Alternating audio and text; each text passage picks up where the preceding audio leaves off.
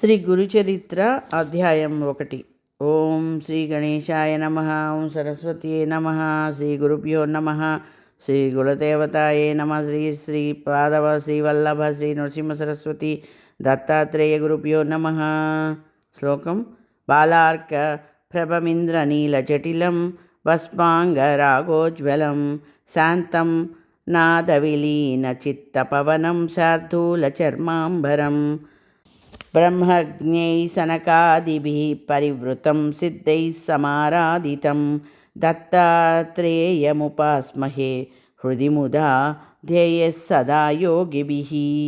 శ్రీ వాసుదేవానంద సరస్వతి స్వామివారు రాసిన ఉపోద్ఘాతం. మసక చీకట్లో త్రాడును చూసి పామును భ్రమించి భయపడతాం, కానీ తర్వాత దీపం సహాయంతో అది త్రాడని తెలియగానే ఆ భ్రాంతి భయము తొలగుతాయి. అలాగే వాస్తవానికి బ్రహ్మమనబడు పరమాత్మ ఒక్కడే ఉన్నాడు. అజ్ఞానం వలన మనకు ఆయన స్థానే జగత్తు గోచరించి భయము ఆశయ దుఃఖము కలుగుతాయి. అజ్ఞానము వలన మనకు ఆయన స్థానే జగత్తు గోచరించి భయము ఆశ దుఃఖము కలుగుతాయి. ఆత్మజ్ఞానం అనే వెలుగు సహాయంతో పరమాత్మను తెలుసుకున్న క్షణంలోనే దుఃఖరహితము ఆనందమయము అయిన బ్రహ్మమే సత్యమని అనుభవం అవుతుంది. అప్పుడు భయానికి దుఃఖానికి కారణమైన జగత్తు ఉన్నదనే భ్రాంతి తొలగుతుంది. అంటే ఈ జగత్తు మిథ్య అని తేలిపోతుంది. సర్వత్రా నిండియున్న బ్రహ్మమే గురువు యొక్క నిజతత్వము. సచిదానంద స్వరూపుడైన శ్రీ గురుదేవునికి హృదయపూర్వక నమస్కారములు. ఆ పర బ్రహ్మమే సత్యమైనది. అజ్ఞానం వలన దుఃఖంతో మ్రగుతున్న జీవులపై కరుణతో వాటికి ఆ దయానిధి తన నిజతత్వాన్ని బోధించడానికి అత్రి మహర్షి పుత్రుడై జన్మించి శ్రీ దత్తాత్రేయుడని పేరు పొందాడు. భక్తితో తనను ఆశ్రయించిన కార్తవీర్యార్జునుడు, యదువు మొదలైన వారిని ఈ సంసారమనే దుఃఖసాగరం నుండి ఉద్ధరించాడు. ఆయననే మరల శ్రీపాద వల్లభుడుగాను తర్వాత శ్రీ నృసింహ సరస్వతి అనే పేరుతోనూ అవతరించి తన శిష్యులైన సిద్ధార్థులను ఉద్ధరించాడు. పరమ గురువైన దత్తమూర్తి నేటికి కృష్ణా భీమా సంగమ తీరంలోని గంధర్వపుర నివాసి అయి స్మరించిన వారికి ప్రసన్నుడవుతున్నాడు. ఆ పరబ్రహ్మమూర్తి జనన మరణాలకు అతీతుడు, అక్రియుడు, కోరికలు లేనివాడు, అద్వితీయుడు అయినప్పటికీ ఒకప్పుడు తానే అనేకమవ్వాలని సంకల్పించాడు. ఆ సంకల్పమే మాయాశక్తి. ఆయన త్రిగుణాత్మకమైన తన మాయ చేత ఈ జగత్తును సృష్టించి దాని రూపంలో ప్రకటమయ్యాడు. వెనకటి ప్రళయానికి ముందున్న జీవులు ప్రళయంలో పరమాత్మయందు సూక్ష్మరూపంలో దాగి ఉంటారు. వారు సాధన ద్వారా తరించగలుగునందులకు పరమాత్మ అలా మరలా సృష్టి చేస్తాడు. ఆ శుద్ధ చైతన్యమే దత్తాత్రేయుడు.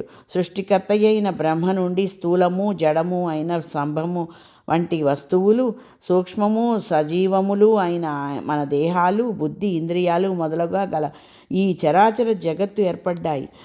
ఇలా ఈ సృష్టిని చేసిన ఆ పురుషోత్తముడే ఆత్మజ్ఞానం వలన పొందదగినవాడు. ఇంద్రియాలు వాటి విషయాలే శబ్దము, స్పర్శ, రూపము, రసము, గంధము అంటే వాసనలతో కూడిన రుచి వాసనలతో కూడిన అజ్ఞానం వలన మనలో రాగద్వేషాలు కలుగుతాయి.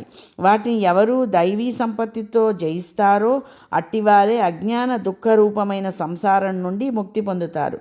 అంటే హృదయ శుద్ధి, సుస్థిరమైన తత్వజ్ఞానం, యోగాభ్యాసము, ధ్యానము, ఇంద్రియ నిగ్రహము, యజ్ఞము, స్వాధ్యాయము, తపస్సు, అర్జరవము అంటే ధర్మనిష్ట, అహింస, సత్యము, క్రోధము లేకుండుట, త్యాగము, శాంతి, ఇతరుల దోషాలను ప్రకటించకుండుటం, ప్రాణముల యందు కనికరము మరియు ఇంద్రియ విషయాల పట్ల వికారము చెందకుండటం, మృదు స్వభావము, లజ్జ వలన అనుచిత కార్యములను చేయకుండటం, చాపల్యం లేకుండటము, సహనము, ఓరిమి, చెక్కు చెదరని యుక్తాయుక్త బుద్ధి, బాహ్యమైన శుద్ధి, వంచన లేకుండడం, నిగర్వము, ఈ శుభలక్షణాలను దైవీ సంపద అంటారని భగవద్గీత చెబుతున్నది.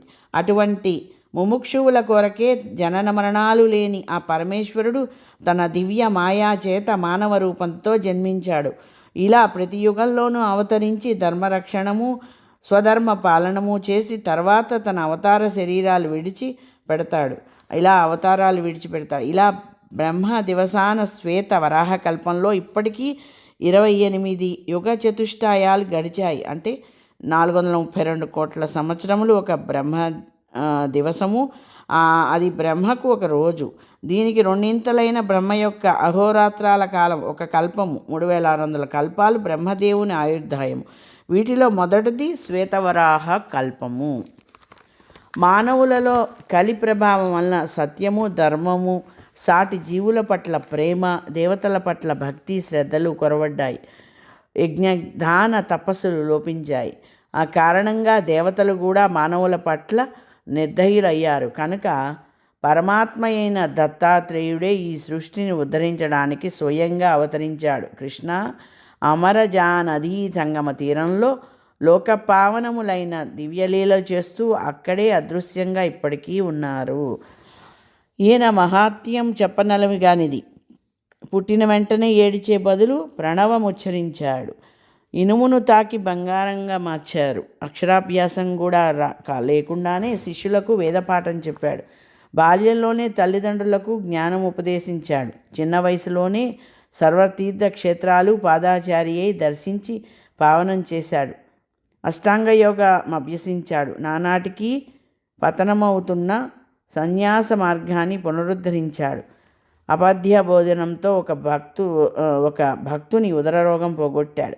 ఒక నిరుపేద బ్రాహ్మణుని దారిద్ర్యాన్ని పోగొట్టాడు. క్షణకాలంలో ఒక భక్తునికి త్రిస్థలి అంటే ప్రయాగ, కాశీ, గయ యాత్ర చేయించారట. అంటే త్రిస్థలిని 3 స్థలాలను చూపించారు. చచ్చినవాణ్ణి బ్రతికించాడు. గొడ్డు బర్రెను పాడిగేదెగా చేశారు. త్రివిక్రముడు అనే శిష్యునికి విశ్వరూపం చూపాడు. విద్వాంసుల విద్యాగర్వం అణిచాడు. తన ఆశీర్వచనం చేతనే అంత్యజాని నోట వేదం పలికించాడు. అంత్యజుని నోట వేదం పలికించాడు. ఒక విధవరాలికి తిరిగి సౌభాగ్యం ఇచ్చాడు.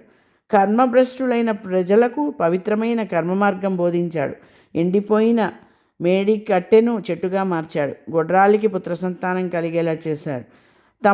తన అమృత దృష్టి చేత ఒకనికి కుష్ఠరోగం తగ్గించాడు. ఒక దీపావళి నాడు ఒకే సమయంలో 8 చోట్లకు వెళ్ళాడు. అకాలంలో కోసిన పంట చేనును మాట మాత్రం చేత తిరిగి సస్య సమృద్ధి చేశారు. ఇలాంటి మహాకార్యాలు ఇదివరకు చేశారు, ఇప్పటికీ చేస్తున్నాడు, ఎప్పటికీ చేస్తాడు. ఆకాశంలోని నక్షత్రాలను, భూమిపైన ఉన్న ఇసుక రేణువులను, సముద్రంలోని నీటి బిందువులను లెక్క పెట్టవచ్చునేమో కానీ ఆ భగవంతుని కళ్యాణ గుణాలను, శక్తులను లెక్కించటం సాధ్యం కాదు. భగవంతుడు నిజానికి రూపం లేనివాడైనా కూడా తన మహిమ మరియు తన కళ్యాణ గుణాల రూపంలో అవతరించి భక్తుని చెవి అనే ద్వారం గుండా అతనికి హృదయంలో ప్రవేశించి అతని దుష్ట సంస్కారం అనే పాపాన్ని దహించి వేస్తాడు. ఈ విధంగా క్రమంగా తన అంతఃకరణను శుద్ధం చేసుకున్న భక్తుడు జీవించి ఉండగానే ముక్తుడవుతాడు. సుఖదుఖాలనే ద్వంద్వాల చేత స్పర్శించబడక వాటి పట్ల నిర్లిప్తుడవుతాడు. ప్రారబ్ధ కర్మ రూపమైన అతడి దేహం నశించినా నశించకపోయినా అజ్ఞానం వలన ఉత్పన్నమైన సుఖదుఖ రూపమైన ద్వంద్వాలు ఇంకా మిగిలియున్న ప్రారబ్ధం అయిపోగానే పరబ్రహ్మాన్ని పొందుతాడు. సత్సంగం లేని వారికి, ఇంద్రియ సుఖలోలురైన అసురీ సంపద గల వారికి, తమోగుణ ప్రధానులైన మహోందులకు ఈ సత్యం తెలియదు.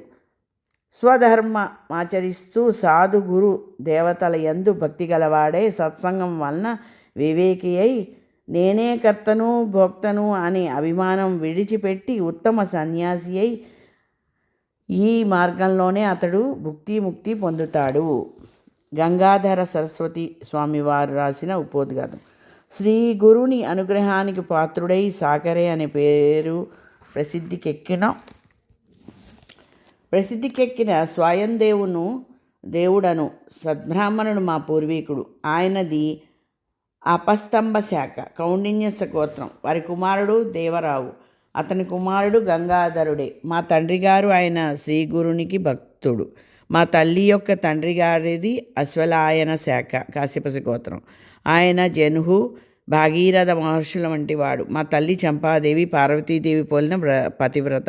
ఈ రచనకు ముందు నా తల్లిదండ్రులు పాదాలకు నమస్కరించి సద్గురును నమస్కరించడం వలన నా బుద్ధి ప్రకాశవంతమవుతున్నది.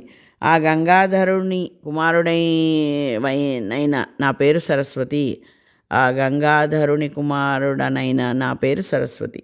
వేదాధ్యయన పరులు, సన్యాసులు, యతులు, యోగీశ్వరులు, తపస్సులు, సద్గురు భక్తులు అయిన ఓ సుజనులారా, మీకు నా నమస్కారములు. నేను మీ పాదధూళి వంటి వాడను. రచనా సామర్థ్యం లేని నేను కేవలం వంశపారంపర్యంగా శ్రీ దత్తానుగ్రహం ఉండడం వలన, శ్రీ గురుని ప్రేరణ వల్లను మాత్రమే ఈ రచనను పూనుకున్నాను. అమృత కుంభం వంటి శ్రీ గురు చరిత్ర నీకు ప్రసాదించబడినది. నీవి కథ వ్రాయి, దానివల్ల నీకు నీ వంశస్థులకు కూడా సర్వము సిద్ధిస్తాయి అని శ్రీగురుడు నన్ను ఆజ్ఞాపించారు. భక్తులు స్మరించినంతనే ప్రసన్నులయ్యే శ్రీ నృసింహ సరస్వతి స్వామి ఆదేశం కామధేను వలె ఈ కార్యాన్ని నెరవేర్చగలదు. త్రిమూర్తి అయిన శ్రీ దత్తావతారమైన శ్రీ గురుని చరిత్ర అపారము. దానిని సంపూర్ణంగా చెప్పటం ఎవరితరమూ కాదు. ఆయన ప్రేరణతో రాసిన ఈ గురు కథను పారాయణ శ్రవణము చేసేవారి వంశము పవిత్రమై రోగాలు పీడలు లేకుండా కలకాలం సిరి సంపదలతో శోభిస్తుంటుంది. శ్రవణం చేసేవారి వంశం కూడా అట. శ్రీ సప్తాహ పారాయణ వలన వెంటనే కోరినవన్నీ ఫలిస్తాయి. ఇది నా స్వానుభవము. నేను అల్పుడనైనప్పటికీ శ్రీ గురుని అనుగ్రహం వలన నా నోటి నుండి వెలువడే ఈ దత్తాత్రేయ కథ అల్పమైన తేనెటీగ నోటి నుండి లభించే తేనెలాగా, విలువలేని ముత్యపు చిప్ప నుండి లభించిన విలువైన ముత్యంలాగా, కాకిరెట్ట నుండి మొలచిన దివ్యమైన అశ్వత్థ రావి వృక్షంలాగా అభీష్టాలు జ్ఞానము కూడా ప్రసాదించగలదు. ఈ గురు చరిత్ర చదవటం వలన అన్ని ప్రయోజనములు. ప్రస్తావన: ముముక్షువులు పూర్ణసిద్ధుడైన గురువును ఆశ్రయించి తీరాలని ప్రపంచంలోని సర్వమత గ్రంథాలు మహనీయులు చెబుతున్నారు. కానీ పూర్ణుడైన గురువు ఎలా దొరుకుతారు? ఆయనను గుర్తించడం ఎలా? అంతటి గురువు తారసిల్లిన మనలోని దోషాల వలన వారిని గుర్తించలేము. ఇనుప ముక్కకున్న తుప్పును తొలగించే దాకా అయస్కాంతం వైపు ఆకర్షించబడదు కదా. స్వల్పంగా పాపం చేసిన వారికి జప ధ్యానాలు ప్రాయశ్చిత్తాలు ఉపయోగపడతాయి. కానీ అధికంగా పాపాలే చేసే సామాన్యులకు సద్గురువు సేవ ఒక్కటే ప్రాయశ్చిత్తమని శాస్త్రం.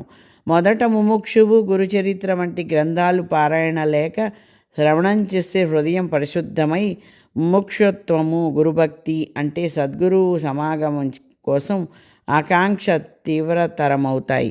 అప్పుడే దైవకృప చేత సద్గురు సమాగమం జరుగుతుంది. ఈ గ్రంథ మహిమ వలన స్వప్నంలో తాను ఆశ్రయించవలసిన అంటే సద్గురువెవరో తనకు తెలుపబడుతుంది. తాను ఆశ్రయించవలసిన సద్గురువెవరో తనకు తెలుపబడుతుంది స్వప్నంలో. అంతకు వరకు శ్రీ గురుచరిత్ర పారాయణ ఈ అధ్యాయంలో నామధారకుడు చెప్పినట్లు నిరంతర ప్రార్థనలు చేస్తూ ముముక్షువు వేచి ఉండాలి. అప్పుడు మాత్రమే ఎట్టి సంశయానికి తావు లేకుండా సంపూర్ణుడైన సద్గురువుతో సమాగమనం ప్రాప్తిస్తుందని ప్రథమ కర్తవ్యం బోధిస్తున్నది. కథారంభం ఈ విధంగా ఉంది.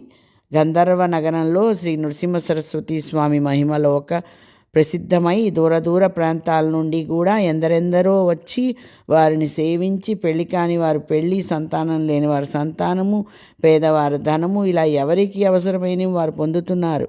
వారిని దర్శించాలని అనుకున్నప్పటి నుండే కోరినవి నెరవేరుతున్నారుట. అయితే నెరవేరిన వారు ఉన్నారు. నామధారకుడనే బ్రాహ్మణుడు ఎన్నో కష్టాలు గురి అయి ఎన్ని చేసినా ఒక్కటి తీరక ఎంతో వ్యాకులపడ్డాడు. ఆ పరిస్థితులలో అతడు శ్రీ గురుని మహత్యం గురించి విని వారి దర్శనంతో కానీ అవి తీరవని నిశ్చయించుకున్నారు. అది లభించకుంటే తన జీవితమే వ్యర్థమని తలచి నిరంతరము వారి పాదాలను స్మరిస్తూ ఆకలి తప్పులు కూడా మరచి కాలినడకన ఆ గ్రామాన్ని సమీపించాడు. ఆయన దర్శనం అవ్వకుంటే ప్రాయోపవేశం చేయకోదలచి అతడు శ్రీ గురుని స్మరించి ఇలా మొరబెట్టుకున్నాడు. అందరి కష్టాలు తొలగించే మీ నామస్మరణతో నా కష్టాలెందుకు తొలగడం లేదు? అందుకు నా పాపాలే కారణమైతే సర్వపాపహరమై మీ నామం వాటిని ఎందుకు నశింపజేయలేదు? అన్ని జీవులను కరుణించే మీరు నన్ను మాత్రం ఎందుకు కరుణించలేదు? గురువే త్రిమూర్తి స్వరూపమని తలచిన వెంటనే ఫలితమిస్తాడని వేదాలు స్మృతులు చెబుతున్నాయి. ఈ కలియుగంలో శ్రీ నృసింహ సరస్వతి స్వామియే అంతటి గురువని కీర్తి వచ్చింది కదా, మరి నా పట్ల అదెందుకు నిరూపణ కావడం లేదు? మీరు సాటిలేని పెన్నిది అన్నది నిస్సంశయంగా అందరి అనుభవమును. కానీ నా మనసులో మీపై భక్తి ఎందుకు కలగడం లేదు? నా మనస్సు మీపై స్థిరంగా నిలబడడం లేదేమి? మీరే నా తల్లి, తండ్రి, గురువు, దైవము, తోడు, నీడ అని నమ్మి ఇప్పుడు మిమ్మల్ని ఆశ్రయించాను. పసితనంలోనే నాకు మీ పేరు పెట్టి నా తల్లిదండ్రులు నన్ను మీకు అమ్మివేశారు. పరమాత్మ, మీరు దీనుల పాలిట కల్పవృక్షము, దయాళువు, మహాదాత, దేవతలకే శక్తిని అనుగ్రహించి విశ్వమంతటిని పోషిస్తున్న మీరు నన్ను ఉపేక్షిస్తున్నారెందుకు? మీరు సర్వసాక్షి అని వేదాలు చెప్తున్నాయి కదా, మరి నా దుస్థితి మీకు తెలియడం లేదా? ఎవరిని ఉపేక్షించని మీరు నన్నెందుకు ఉపేక్షిస్తున్నారు? నేను మీకేమీ సమర్పించలేదనా? సాక్షాత్తు లక్ష్మీదేవియే సేవకురాలైన మీకు దరిద్రుడవైన నేనేమి ఇవ్వగలను? బిడ్డ నుండి ఏమి తీసుకొని తల్లి స్తన్యమిస్తున్నది? నన్ను అనుగ్రహించే సమయం ఇంకా రాలేదనడం సర్వసమర్థులైన మీకు తగదు. ఇందుకు ముందు మీరే దిక్కని తలచి నేను మిమ్మల్ని సేవించని మాట నిజమే, కానీ సేవిస్తేనే ప్రసాదించేది దానమెలా అవుతుంది స్వామి? లౌకికుడైన రాజు కూడా తన సేవకుల వంశంలో పుట్టిన వారిని రక్షిస్తున్నాడు. మా పూర్వీకులందరూ మిమ్మల్ని నిష్కామంగా సేవించినందుకైనా మీరు నన్ను రక్షించాలి. లేకుంటే సత్పురుషులకు ఫిర్యాదు చేసుకోనైనా నా రుణం తాబట్టుకుంటాను. మీరు నాపై కాఠిన్యం వహించినట్టు తోస్తున్నది. అది మీ సాటివారి పట్ల తగునేమో కానీ అల్పుడైన నాయందు తగదు. ఇందుకు కారణం నేను చేసిన తప్పులేమో. అజ్ఞానైన నాకు దోషాలు చేయడం సహజమే. నా వంటి పాపి లేడు, కానీ మీలాంటి పాపహారకుడు లేడు. కనుక నన్ను ఉద్ధరించి, ఒకవేళ నేను మీ గురించి ఆడిన నిష్ఠూరాలే మీ కాఠిన్యానికి కారణమా? దయాసముద్రులైన మీరు అలిగిన ఒడ్డున తల్లి బుజ్జగించినట్లు అలిగిన బిడ్డను తల్లి బుజ్జగించినట్లు నన్ను బుజ్జగించాలి, కానీ నాపై అలిగి అనుగ్రహించుకుంటే నాకు దిక్కెవరు? లేకుంటే నేను చేసిన తప్పేమిటో అదైనా నాతో చెప్పవచ్చు కదా. ఏమైనా మీరు నా దోషాలను క్షమించి నన్ను దయ చూడాలి. మీరే నాకు దిక్కు. మిమ్మల్నే నేను శరణు పొందుతున్నాను. చైతన్యమూర్తివి, దయానిధివి అయిన నీ కారుణ్యం ఏమైంది ప్రభు? మృత్యుముఖంలో ఉన్న నన్నెందుకు ఉద్ధరించకుండా ఉన్నావు? ఇలా దారి పొడుగునా నామధారకుడు అనే విధాలుగా శ్రీగురుని ఆర్తితో ప్రార్థిస్తూ వెళ్ళి చివరకు ఖిన్నుడై శోషవచ్చి గంధర్వపురం దగ్గర ఒక చెట్టు కింద పడుకున్నాడు. అతనికి నిద్ర తూగినప్పుడు కలలో కూడా అతడు శ్రీ గురుణ్ణే స్మరిస్తున్నాడు. అయితే ఆవు తన ఎడబాసి అర్థనార్థం చేసిన దూడ దగ్గరకు వాత్సల్యంతో పరుగున వచ్చినట్టు భక్తుల పాలిట కామధేనువైన ఆ పరమేశ్వరుడు అవధూత వేషంలో నామధారకునికి స్వప్న దర్శనమిచ్చాడు. ఆయన జడలు, విభూతి, పులిచర్మము ధరించి ఉన్నాడు. నామధారకుడు కలలోనే స్వామిగా ధారకుడు ఏం చేశాడంటే సాష్టాంగ నమస్కారం చేసి తన పొడవైన జుట్టుతో వారి పాదాలు తుడిచి వాటితో అభిషేకించి గంధములు అలంకరించాడు, పూజించాడు. ఆ దర్శనంతో అతని హృదయం శాంతించింది. అతని మనస్సులో ఆ రూపం స్థిరంగా నిలిచింది. అప్పుడు ఆ యోగీశ్వరుడు అతన్ని లేవనెత్తి ముఖాన విభూది పెట్టి తలపై చేయి ఉంచి ఆశీర్వదించాడు. వెంటనే అతనికి మెలకువ వచ్చింది. ఆయన తన తలపై అవధూత చేయి పెట్టిన అనుభవం లాగే ఉన్నది. అతడు ఆశ్చర్యపోయినట్టు చుట్టూ చూశాడు. ఆశ్చర్యపోయి అక్కడ మరెవరూ లేరు. అప్పుడు అతడు లేచి తనకు స్వప్న దర్శనం ఇచ్చిన ఆ గురుమూర్తిని స్మరిస్తూ ముందుకు సాగిపోయాడు. శ్రీ దత్తాయ గురవే నమః. శ్రీ దత్తాయ గురవే నమః. శ్రీ శ్రీపాద శ్రీవల్లభాయ నమః. శ్రీ నృసింహ సరస్వత్యై నమః. మొదటి గురుచరిత్రలో నిష్ఠా ఓరిములతో కూడిన నిరంతర సేవ వలన మాత్రమే భక్తుని హృదయం శుద్ధమై ఎప్పుడూ అన్ని జీవులపై వర్షిస్తుండే గురుకృప అనుభవం అవుతుందని సాయిబాబా, రమణ మహర్షి, అక్కలకోట స్వామి వంటి మహనీయులందరూ చెప్పారు. అనుగ్రహం ఉన్నది ప్రత్యేకించి ప్రసాదించేది కాదని, అంటే అనుగ్రహం అన్నది ప్రత్యేకించి ప్రసాదించేది కాదని ముందు ముందు సిద్ధుడు కూడా ఇతడికి చెబుతాడు. గురు భక్తుడు ఏ మహాత్ములను దర్శించినా తనకు గురుకృప లభించేలా ఆశీర్వదించమని కోరాలి. 3వ పాయింట్, అతడు చేసిన తప్పేమో ముందు ముందు సిద్ధుడు చెబుతాడు. అయినా దానిని కూడా మన్నించి శ్రీగురుడు అతనికి త్వరలో స్వప్న దర్శనమిస్తాడు. సిద్ధుని దర్శనం సన్నిధి ప్రసాదిస్తాడు. ఈ రీతిన శ్రీగురుడు అతడు కోరిన దానికి 100,000,000 రెట్లు అధికంగా అనుగ్రహించి అతనిని తన శిష్యునిగా అంగీకరించారు. స్వప్నంలో లభించే గురు దర్శనము, గురుకృప ఉత్తమమైన శుభసూచనలని శాస్త్రాలు చెబుతున్నాయి. జై గురుదత్త. శ్రీ దత్తాయ గురవే నమః. మొదటి గురుచరిత్ర సంపూర్ణము. స్వస్తి.